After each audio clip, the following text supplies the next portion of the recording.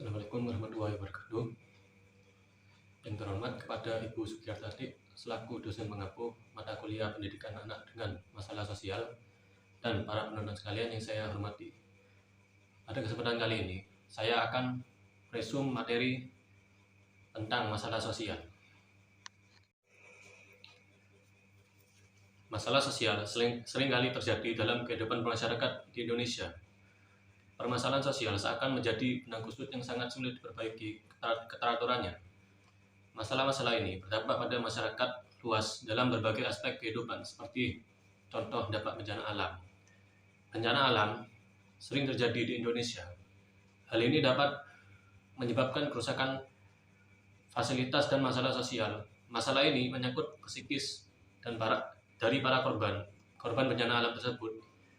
Biasanya masalah psikis yang terjadi ialah trauma karena terkena bencana alam tersebut, lalu mereka akan depresi karena rusaknya tempat tinggal mereka. Kita juga dapat mengambil contoh masalah sosial dari kerusuhan yang sering terjadi di Indonesia. Kerusuhan terjadi karena pertentangan mengenai suatu masalah. Hal ini menyebabkan beberapa pihak yang tidak ikut terluka, beberapa pihak yang tidak ikut terlibat itu terluka. Sebenarnya kerusuhan ini bisa diatasi oleh pemerintah, tetapi beberapa golongan menolak dengan alasan harga diri mereka tidak boleh diinjak-injak oleh golongan lain.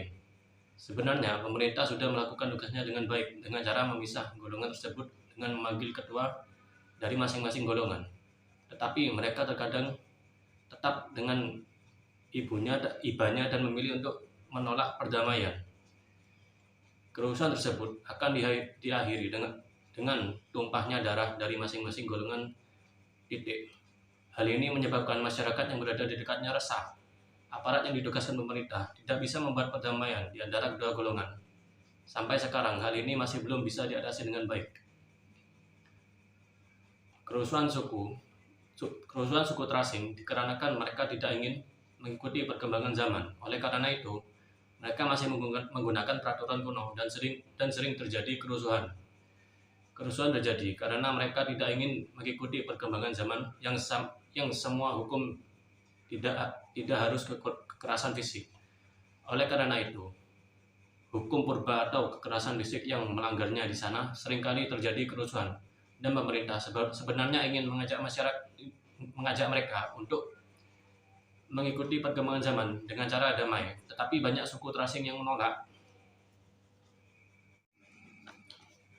Masalah sosial merupakan suatu ketidaksesuaian antara unsur-unsur kebudayaan atau masyarakat yang membahayakan kehidupan kelompok sosial. Kehidupan masyarakat sejatinya selalu mengalami perubahan seiring berkembangnya zaman. Terkadang muncul kondisi yang tidak diharapkan atau tidak seharusnya terjadi. Kondisi yang tidak diharapkan tersebut lama-kelamaan membawa dampak buruk bagi kehidupan masyarakat. Kondisi yang tidak diinginkan tersebut dapat kita ambil contoh dari korban bencana alam, kerusuhan, dan ataupun suku terasing.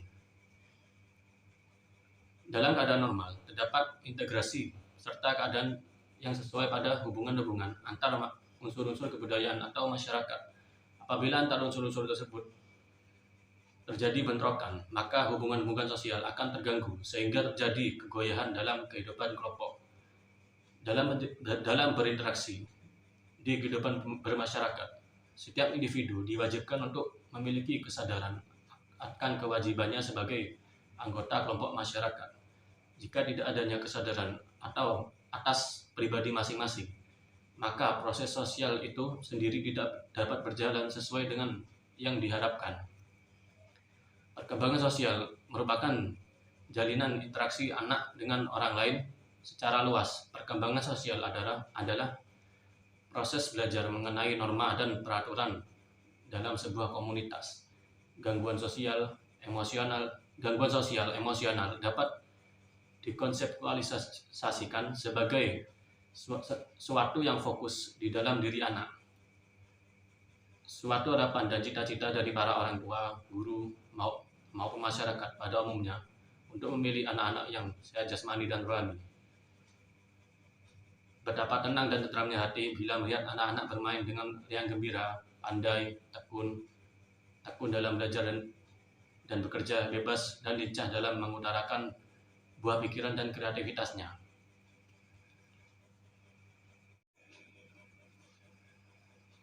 Contoh-contoh masalah sosial.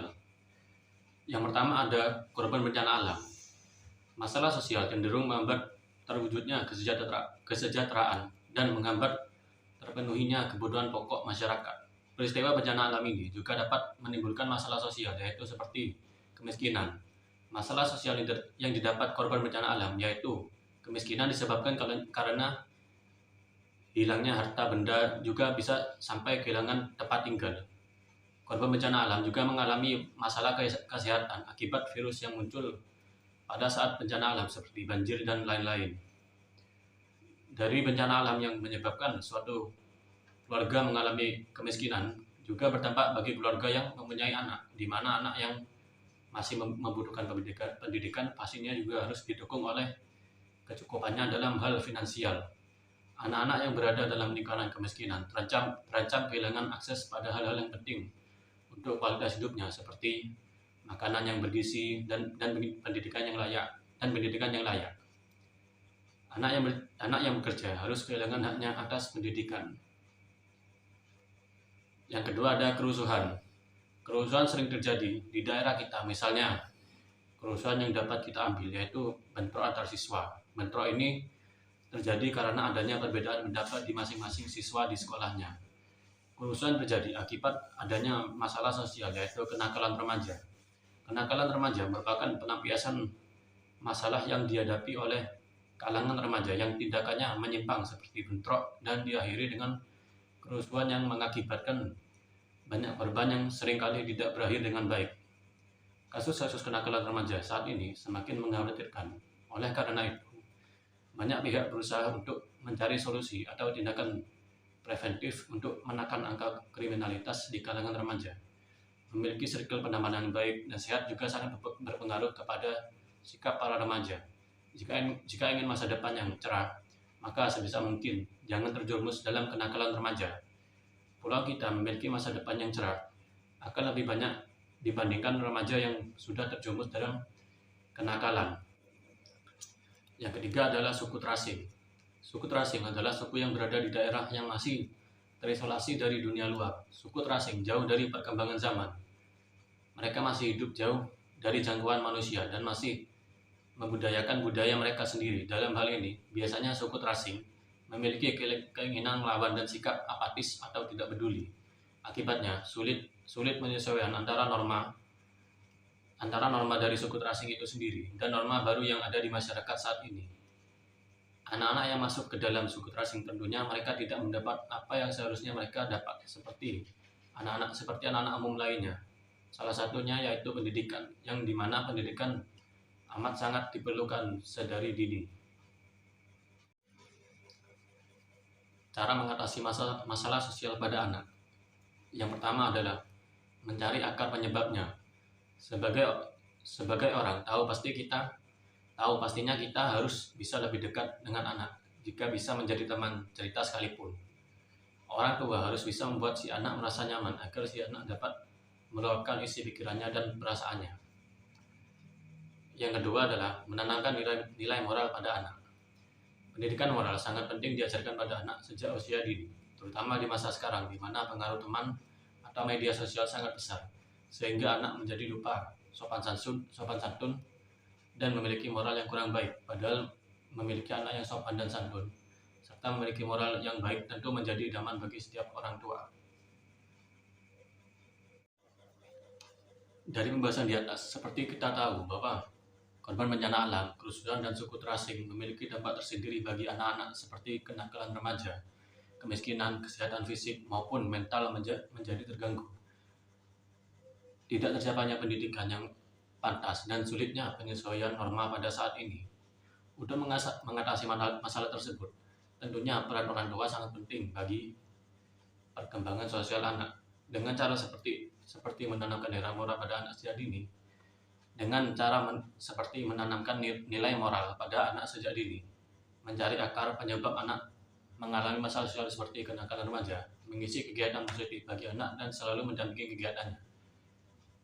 Saran saya, masalah sosial dapat terjadi kepada siapa saja, anak-anak, remaja, bahkan orang tua sekalipun. Maka dari itu, untuk menghindari masalah sosial pada anak, kita harus mengetahui apa yang sedang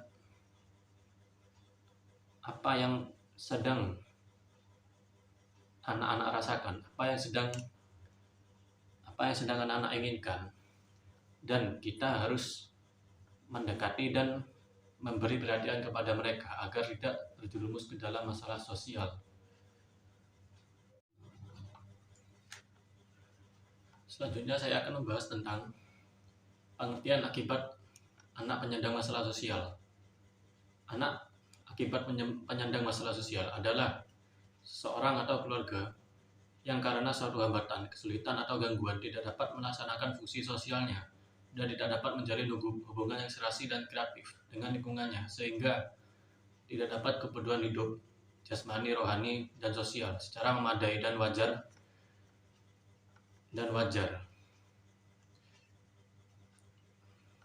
Beberapa jenis anak penyandang masalah sosial, contohnya itu seperti yang pertama ada anak telantar. Anak telantar biasanya adalah seorang anak yang berusia 6 tahun sampai 18 tahun yang didakwa atau dijatuhi pidana karena melakukan tindak pidana. Kriterianya itu biasanya berasal dari keluarga fakir miskin, anak yang dilalaikan oleh orang tuanya, dan anak yang terpenuhi kebutuhan dasarnya.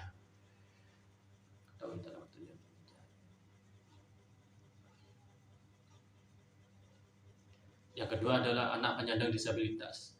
Di Indonesia, individu berkebutuhan khusus kerap disebut dengan istilah penyandang disabilitas. Disabilitas menurut KBBI diartikan sebagai keadaan seperti sakit atau cedera yang merusak atau membatasi kemampuan mental dan fisik seseorang. Namun disabilitas juga merupakan kata serapan bahasa Inggris disability yang berarti ketidakmampuan seseorang untuk melakukan berbagai hal dengan cara yang biasa. Kriterianya itu biasanya mengalami hambatan untuk melakukan suatu aktivitas sehari-hari, mengalami hambatan dalam bekerja sehari-hari, dan tidak mampu memecahkan masalah secara memadai. Yang ketiga ada anak korban tindak kekerasan. Kekerasan terhadap anak adalah tindak kekerasan secara fisik, seksual, penganiayaan emosional, atau pengabaian terhadap anak, bentuk-bentuk kekerasan lainnya, ataupun dengan membiarkan orang berada dalam situasi berbahaya sehingga menyebabkan fungsi sosialnya terganggu. Kriterianya itu biasanya mengalami perlakuan salah, mengalami penelantaran, mengalami tindakan eksploitasi, atau mengalami perlakuan diskriminasi. Yang keempat ada anak yang berhadapan dengan hukum. Anak berhadapan dengan hukum mesti mendapat perlindungan khusus. Kepentingan terbaik bagi anak patut dihayati sebagai kepentingan terbaik bagi kelangsungan hidup umat manusia.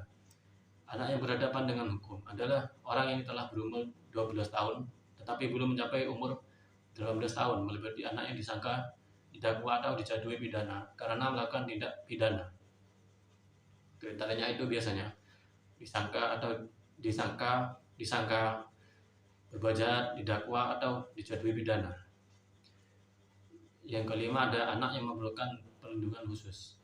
Anak yang membutuhkan perlindungan khusus adalah anak dalam situasi darurat, anak yang berhadapan dengan hukum, anak dari kelompok minoritas dan terisolasi, dan anak tereksploitasi, mencakup eksploitasi ekonomi dan atau seksual, anak yang diperdagangkan, anak yang menjadi korban penyalahgunaan narkotika, alkohol, dan nafsa. Kriterianya itu biasanya berusia 6 tahun sampai dengan 18 tahun. Yang kedua ada dalam situasi darurat dan berada dalam lingkungan yang buruk diskriminasi.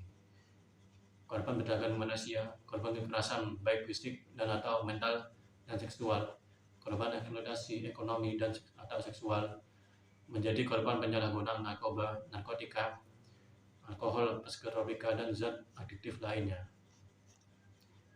Yang keenam adalah anak korban narkotika, alkohol, psikotropika. Anak yang mengkonsumsi, penggunaan secara melawan hukum, memiliki, menyimpan atau menguasai narkotika, alkohol, psikotropika, dan zat adiktif lainnya. anak yang dieksploitasi untuk memproduksi atau menjual narkotika, alkohol, psikotropika, zat aktif atau dan lain-lainnya. Yang ketujuh adalah anak jalanan.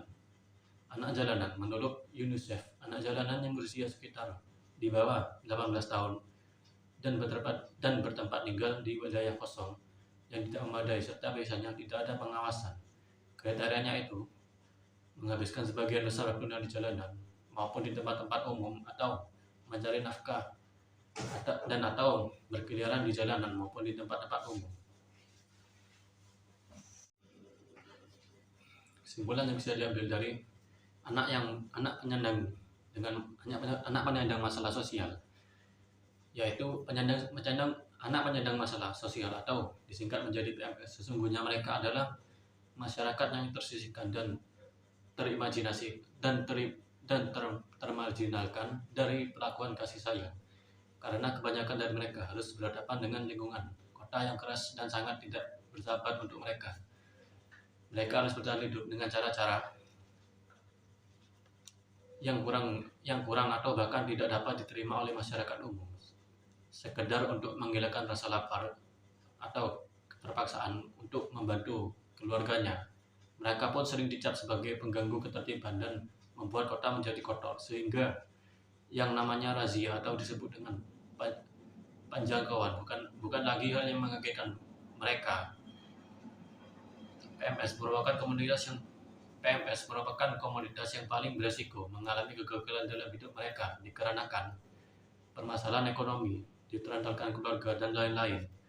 Peran serta pemerintah dalam menuntaskan permasalahan tersebut yaitu dengan memberikan perlindungan dan pembinaan atau rehabilitasi terhadap penyandang masalah sosial melalui dinas terkait.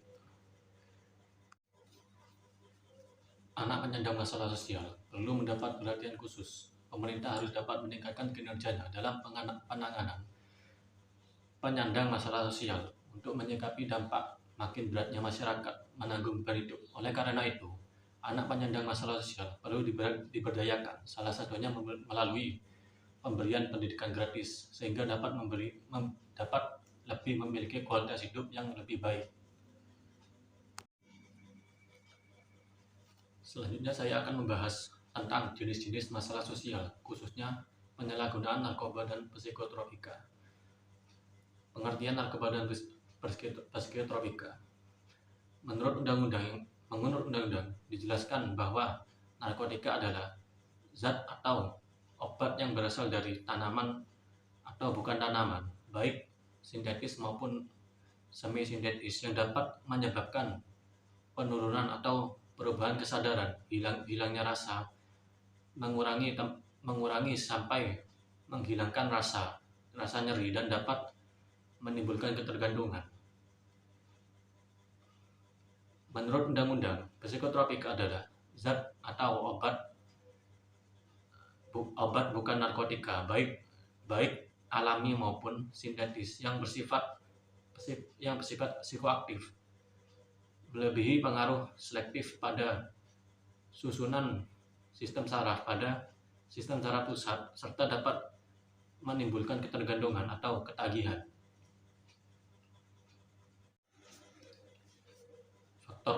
Yang kedua adalah faktor penyebab penyalahgunaan narkoba dan psikotropika. Faktor-faktor penyebab tumbuhnya penyalahgunaan narkoba terdiri dari: yang pertama, faktor kepribadian. Beberapa hal yang termasuk dalam faktor pribadi adalah genetik, biologis, personal, kesehatan, dan gaya hidup yang memiliki pengaruh dalam menentukan seorang remaja terjerumus dalam penyalahgunaan narkoba. Kurangnya pengendalian diri. Orang yang coba-coba menyalahgunakan narkoba biasanya memiliki sedikit pengetahuan tentang narkoba, bahaya yang ditimbulkan, serta aturan hukum yang melarang penyalahgunaan narkoba. Konflik individu atau emosi yang belum stabil. Orang yang mengalami konflik atau mengalami frustasi. Bagi individu yang tidak bisa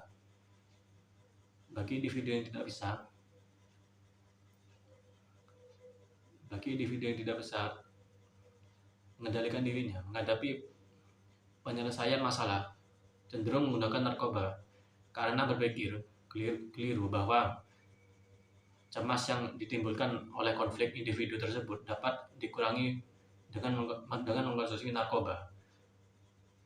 Terbiasa hidup senang atau mewah. Orang yang terbiasa hidup mewah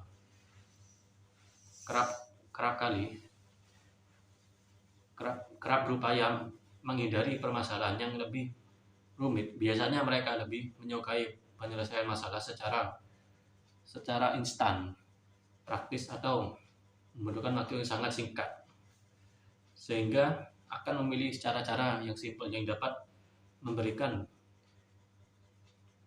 kesenangan melebihi kesenangan melalui penyalahgunaan narkoba yang dapat memberikan rasa euforia secara berlebihan. Yang kedua adalah faktor keluarga. Kurangnya kontrol orang tua, terlalu sibuk sehingga jarang mempunyai waktu mengontrol anggota keluarga. Anak yang kurang perhatian dari orang tua cenderung mencari perhatian di luar biasanya. Mereka juga mencari kesibukan bersama teman-temannya. Kurangnya penerapan disiplin dan tanggung jawab. Tidak semua penyalahgunaan narkoba yang dilakukan oleh remaja dimulai dari keluarga yang broken home. Semua anak mempunyai potensi yang sama untuk terlibat dalam penyalahgunaan narkoba. Penerapan disiplin dan tanggung jawab kepada anak akan mengurangi resiko anak terjebak ke dalam penyalahgunaan narkoba. Anak yang mempunyai tanggung jawab terhadap dirinya, orang tua, dan masyarakat akan mempertimbangkan beberapa hal sebelum mencoba-coba menggunakan narkoba. Yang ketiga adalah faktor lingkungan. Masyarakat yang individualis dalam kehidupan kota besar cenderung kurang peduli dengan orang lain, sehingga setiap orang hanya memikirkan permasalahan dirinya tanpa peduli dengan orang sekitarnya. Akibatnya, banyak individu dalam masyarakat kurang peduli dengan penyalahgunaan narkoba yang semakin meluas di kalangan remaja dan anak-anak. Pengaruh teman sebaya, pengaruh teman atau kelompok juga berperan penting terhadap penggunaan narkoba. Hal ini disebabkan antara lain karena menjadi syarat kemudahan untuk dapat diterima oleh anggota kelompok atau geng, mempunyai kebiasaan perilaku yang sama antar sesama anggota. Jadi tidak aneh bila kebiasaan berkumpul ini juga mengarahkan perilaku yang sama untuk mengkonsumsi narkoba. Yang keempat adalah faktor pendidikan. Pendidikan akan bahaya penyalahgunaan narkoba di sekolah. Sekolah juga merupakan salah satu bentuk kampanye anti penyalahgunaan narkoba. Kurangnya pengetahuan yang dimiliki oleh siswa-siswi akan bahaya narkoba juga dapat memberikan andil terhadap meluasnya penyalahgunaan narkoba di kalangan pelajar. Yang kelima, faktor masyarakat dan komunitas sosial. Faktor yang termasuk dan mempengaruhi kondisional seorang remaja antara lain hilangnya nilai-nilai dalam sebuah keluarga dan sebuah hubungan, hilangnya perhatian dengan komunitas, dan susahnya beradaptasi dengan baik. Bisa dikatakan mereka seperti diasingkan. Yang keenam adalah faktor populasi yang rentan. Remaja masa kini hidup dalam sebuah lingkaran besar di mana sebagian remaja berada dalam lingkaran yang beresiko tinggi terhadap penyalahgunaan narkoba. Banyak remaja yang mencoba-coba narkoba seperti amfetamin atau tipe stimulan, termasuk di dalam alkohol, tembakau, dan obat-obatan yang diminum tanpa resep atau petunjuk dari dokter, serta obat psikoaktif, sehingga menimbulkan berbagai macam masalah pada dirinya. Poin yang ketiga yaitu penyebab penyalahgunaan narkoba dan psikotropika. Penyebab penyalahgunaan narkoba dan psikotropika di antaranya. Yang pertama adalah penyebab dari diri sendiri, yaitu ketidakmampuan menyesuaikan diri dengan lingkungan, kepribadian yang lemah, kurangnya percaya diri, tidak mampu mengendalikan diri, dorongan ingin tahu, ingin mencoba, ingin meniru, dorongan ingin berpetualang, mengalami tekanan jiwa, tidak memikirkan akibat di kemudian hari, atau ketidaktahuan akan bahaya narkoba. Yang kedua adalah penyebab yang bersumber dari keluarga atau orang tua. Salah satu atau kedua orang tua adalah pengguna narkoba, tidak mendapatkan perhatian dan kasih sayang dari orang tua. Keluarga tidak harmonis atau broken home lah, yang terbuka dalam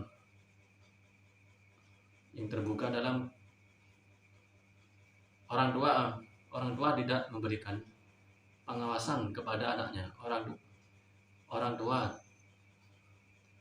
Orang tua terlalu memanjakan anaknya. Orang tua sibuk mencari uang atau mengejar karir sehingga perhatian kepada anaknya menjadi terabaikan. Yang ketiga, penyebab yang bersumber dari lingkungan. Masyarakat tidak acuh atau tidak peduli. Longgarnya pengawasan sosial masyarakat, sulit mencari pekerjaan, penegakan hukum lemah, banyaknya pelanggaran hukum, kemiskinan dan pengangguran yang tinggi, menurunnya moralitas masyarakat, banyaknya pergaulan, banyaknya pengedar narkoba yang mencari konsumen, banyaknya pengguna narkoba di sekitar tempat tinggalmu. Yang keempat, penyebab dari teman atau kelompok sebaya. Adanya satu atau beberapa teman kelompok yang menjadi pengguna narkoba, adanya anggota kelompok yang menjadi pengedar narkoba, adanya ajakan atau rayuan dari teman kelompok untuk menggunakan narkoba, paksaan dari teman kelompok agar menggunakan narkoba, karena apabila tidak mau menggunakan akan dianggap tidak setia kawan,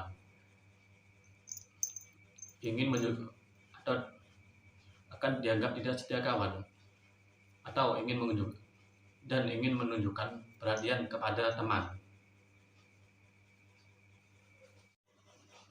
Selanjutnya, saya akan membahas salah satu contoh dari masalah sosial, yaitu kekerasan seksual. Poin yang pertama, pengertian kekerasan seksual.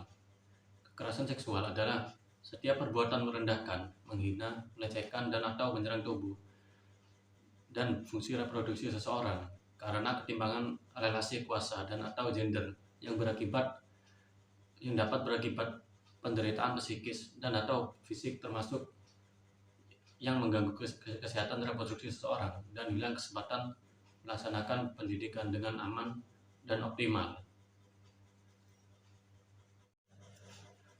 Faktor penyebab kekerasan seksual. Yang pertama ada paksaan, yang kedua ada ancaman, yang ketiga ada intimidasi, yang keempat ada penahanan, dan yang terakhir adalah tekanan psikologis. Karakteristik kekerasan seksual. Growing adalah proses membangun hubungan positif dan menjalin ikatan emosional untuk menumbuhkan rasa percaya diri sehingga bisa mengatasi hambatan untuk tujuan seksualitas saja. Yang kedua adalah gaslighting, adalah suatu proses manipulasi yang terjadi dalam hubungan. Biasanya pelaku menanamkan benih-benih keraguan dalam diri pasangannya yang menjadi korban. Poin yang kedua yaitu dampak dari kekerasan seksual. Contoh dampak dari kekerasan seksual itu sendiri. Salah satunya yaitu anak PSK, yaitu pekerja seks komersial. Adalah pekerja yang bertugas melayani aktivitas seksual dengan tujuan untuk mendapatkan upah atau uang dari yang telah memakai jasa mereka tersebut, disebutkan bahwa PSK adalah wanita yang pekerjaannya menjual diri kepada banyak laki-laki yang membutuhkan pemuasan seksualnya. Yang kedua ada korban trafficking. Korban trafficking pada umumnya adalah anak-anak dan perempuan di bawah umur yang mana korbannya adalah mereka yang mengalami kesulitan dalam bidang perekonomian. Demikian resume materi saya tentang masalah sosial. Jika ada banyak kesalahan dalam kata-kata saya mohon maaf yang sebesar-besarnya. Akhir kata dari saya, wassalamualaikum warahmatullahi wabarakatuh.